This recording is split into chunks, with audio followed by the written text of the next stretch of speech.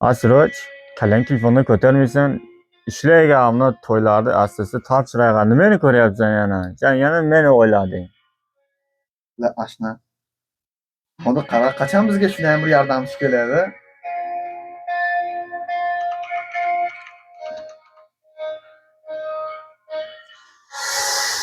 Nima demoqchiman? Bu montajyorlarga bu video berishina bo'ladi.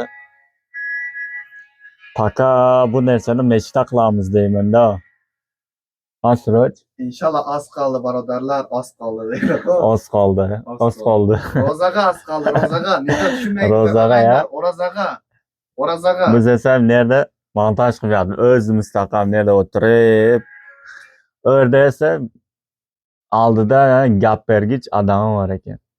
Bular alam qiladi. Tana montaj qilib o'tirgan shuni video ko'rsang-ku, vahiy. Sen ishlang kamaydi axir. Yoshligim